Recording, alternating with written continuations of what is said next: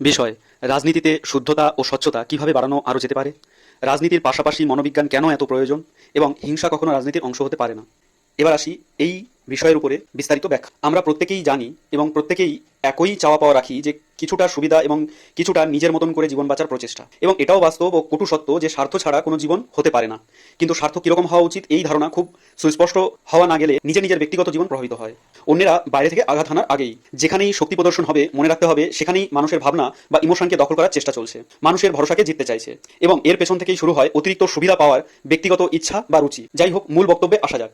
আমরা আমাদের আশেপাশে প্রতিনিয়ত এই ধরনের ঘটনা ঘটতে দেখেছি যে ক্ষমতার আভাস হওয়া মাত্রই ক্ষমতার বিচারধারার আদর্শকে গ্রহণ করে ক্ষমতার কেন্দ্রে থাকা ব্যক্তি বা ব্যক্তি সমুদায়কে বা তাদের বিচারধারার সমর্থনের সাথে তাদের ইমোশনকে বা ভাবনাকে জিতে বা তাদের ভরসাযোগ্য সৈন্য হওয়ার প্রমাণযোগ্য প্রদর্শন করে তাদের হৃদয়ে জায়গা করার মাধ্যমে এই ধরনের ব্যক্তির লোকেরা বেপরোয়াভাবে ও উচ্ছৃঙ্খলতার সাথে প্রকট হিংসা বা প্রচ্ছন্ন হিংসায়, এখন এখানে বলে রাখি যে প্রকট হিংসা যা কোনো মাধ্যম দ্বারা গঠিত হয় এবং এই মাধ্যম কোনো ব্যক্তি বা বস্তু দ্বারা সম্পন্ন হতে পারে।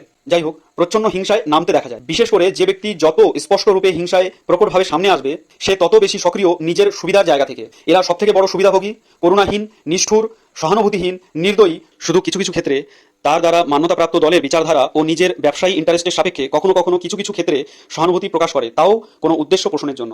এরা ততটুকু পরিমাণে হিংসা করে যতটুকুতে কোনো শক্তিতে আসা বিচারধারা এই ব্যক্তির প্রতি রুচি রাখে বা তাদের সুবিধার কারণ থাকে বা গোলামের যোগ্যতা রাখে। একটা বিচারধারা ভাঙতে সময় লাগে না যখন ওই বিচারধারাতে এই ধরনের সুবিধাভোগী মানুষের সমাগম হয়, কারণ যাদের রুচি শুধুমাত্র প্রতিশোধ নেওয়ার প্রতি আছে, যাদের রুচি ক্ষমতার প্রতি আছে, যাদের রুচি নিজেকে অন্যের সাপেক্ষে প্রমাণ করার প্রতি আছে, যাদের রুচি অন্ধ প্রতিযোগিতাতে অংশ নিয়ে প্রত্যেকটা প্রতিযোগিতায় বিজয়ী হওয়ার সাথে সাথে অন্যের থেকে বিশেষ স্থান দখল করার এবং জনতার এক বিশেষ মুখ বা পরিচয় হওয়ার সাথে অন্যের সমস্ত প্রকারের ভাবনার বা ইমোশনকে নিজের পক্ষে করে নেওয়ার মাধ্যমে জনতার মধ্যে প্রমুখ ব্যক্তির জায়গা তৈরি করা বা জনতার অধিনায়কত্ব অর্জন করার ইচ্ছে প্রত্যেকটা মানুষের মধ্যে লুকিয়ে থাকে, বিশেষ করে যারা বিকৃত স্বভাবের দ্বারা পরিচালিত হয়। এবার অন্ধ প্রতিযোগিতা কেন বললাম, তার কারণ উদাহরণ হিসাবে আমরা ধরে নিলাম যে আমাদের দেশের সর্বমোট জনসংখ্যা 100টি এবং অন্যদিকে এমন এক বিকশিত দেশের জনসংখ্যা 10টি। এখন এখানে জনসংখ্যা কম, যেখানে স্বাভাবিকভাবে সমগ্র দেশকে চালনা করতে গেলে কিছু সংখ্যক কর্মী দরকার, যেটা সরকারি অথবা বেসরকারি দুটি প্রতিষ্ঠানেই এই সামান্য জনসংখ্যার মানুষের মধ্যে তাদের দক্ষতা ও প্রতিভার অনুরূপে একে অপরের স্থান স্বাভাবিক প্রতিযোগিতার মাধ্যমে কোনো রকম উগ্রতা ছাড়া,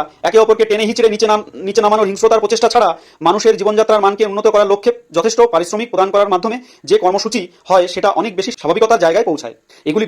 এগুলি বিপুল জনসংখ্যার দেশেও এইরূপ প্রতিযোগিতা লক্ষ্য করা যায়, কিন্তু অনেক বেশি অস্বাভাবিক ও হিংস্রতার সাথে। কারণ প্রত্যেকেই চায় তাদের জীবনযাত্রার মানকে উন্নততর করে তোলার জন্য, আর সেই লক্ষ্যেই যখন তারা এগিয়ে চলার পথে তারা এটাও দেখে যে বিভিন্ন কাজের মূল্য ও তার পারিশ্রমিক বৈষম্যতা। কিছু কাজকে মহানতার জায়গায় রেখে দেখার দৃষ্টি, যদিও এখানে কোনো ভুল নেই, কিন্তু সেই মহানতার জায়গা থেকে ভিন্ন পারিশ্রমিক ও ভিন্নভাবে তাকে মূল্যায়ন করা, এটি যেন ওই দেশের মধ্যে ভেদাভেদের জায়গা তৈরি করে, যে ভেদাভেদ একটা সময় বর্ণভেদ জাতিভেদের জায়গা থেকে এখন উপরে ওঠার জন্য সংঘর্ষ করছে। এই বিপুল জনসংখ্যার দেশে, মানে 100টি জনসংখ্যার দেশে, শক্তির কেন্দ্রবিন্দু ধরে নিলাম প্রথম 5 জনের হাতে রয়েছে, যে হাত পরিবর্তন খুব শীঘ্রই হয় না, মানে এক জায়গায় খুব স্থির এবং নিয়ন্ত্রিত। প্রথম 5 জন ক্ষমতা, সম্পদ ও অধিনায়কত্বের শীর্ষে রয়েছে, যেখানে প্রতিযোগিতা অনেকটাই কম, কারণ এখানে প্রতিযোগী কম। এখন বাকি 95 জনের মধ্যে প্রত্যেকেই চাইছে নিজের জায়গা পাকা করতে। একটা স্থির ও নিয়ন্ত্রিত সুনিশ্চিত জায়গা পাওয়ার লড়াই এই 95 জনের মধ্যে প্রতিনিয়ত অবিরাম চলছে। একটা প্রতিযোগিতা ফিজিক্যালি ঘটছে বা ভৌতিকভাবে ঘটছে, আরেকটি প্রতিযোগিতা মানসিক স্তরে ঘটছে। মানসিক স্তরে ঘটা প্রতিযোগিতা অনেক ব্যাপক এবং বিস্তৃত। যখন মানসিক এবং ভৌতিক প্রতিযোগিতার সমন্বয় ঘটে তখন ব্যক্তির মধ্যে প্রবল অস্থিরতা, চাঞ্চল্যতা, উগ্রতা ও হিংস্রতা পরিলক্ষিত করা যায়। মানসিক স্তরের প্রতিযোগিতা যা অন্তহীন। মানসিক স্তরের প্রতিযোগিতায় প্রত্যেকটি 95টি ব্যক্তি তার নিচে 94টি ব্যক্তিকে রাখতে চায় এবং এক জনতার মুখপাত্র হওয়ার চেষ্টা করতে থাকে, যখন তার দৈনন্দিন জীবনে নিত্য প্রয়োজনীয় বস্তু চাহিদা পূরণ হয়। এই মানসিক স্তরের প্রতিযোগিতা, যে দেশের জনসংখ্যা যত বেশি হবে সেখানে এর প্রতিযোগিতার ব্যাপকতা আরও উগ্র থেকে উগ্রতর হবে। এই জন্য আমরা পশ্চিমী সভ্যতার দেশগুলোতে তুলনামূলকভাবে প্রতিযোগিতা কম দেখি। মানসিক স্তরের প্রতিযোগিতা অনেক বেশি ভয়ঙ্কর, কারণ এটি মানুষের নিজের কাছে থাকা তার ব্যক্তিত্বের গুণ প্রতিভাকে অনুভব করার আনন্দের উপরে এক আস্তরণ তৈরি করে। তাই যে ব্যক্তি জীবনের বাস্তব জ্ঞান, আধ্যাত্মিকতা থেকে যত দূরে থাকবে সে ততই নিজেকে হারিয়ে এক অন্ধ প্রতিযোগিতায় নিয়ে গিয়ে নিজেকে দাঁড় করাবে। এবং আজকের দিনে দাঁড়িয়ে আমরা আমাদের রাজ করার নীতি, আমাদের জীবনযাত্রার মান সবকিছুতেই নোংরামি এবং ভ্রষ্টাচারে ভরিয়ে তুলেছি। আমরা বিভিন্ন প্রকারের বিষয়বস্তু দ্বারা নিজেদের ঘিরে রেখেছি এবং এই বস্তুর ওজন আমাদের প্রত্যেকের মাথার উপরে চেপে রয়েছে, যা আমাদের জীবনের গুণগত মানকে নষ্ট করে দিচ্ছে। ধর্ম যখন শক্তির পায়ের নিচে, তখন ধর্ম বলে চেঁচিয়ে কি লাভ হবে? ধর্ম যখন প্রদর্শনী মেলা, ব্যর্থ হবে তখন সত্য খোঁজা।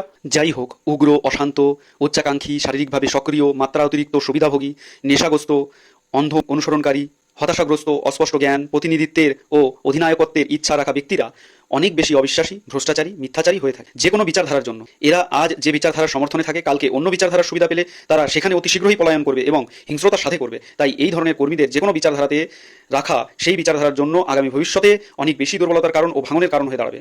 তাই অবিলম্বে এই পাল্টিবাজ ব্যক্তিদের বা হিংস্র ব্যক্তিদের ওই উক্ত বিচারধারার প্রতি সমর্থনে থাকা সত্ত্বেও নিষ্কাশিত করে দেওয়া উচিত।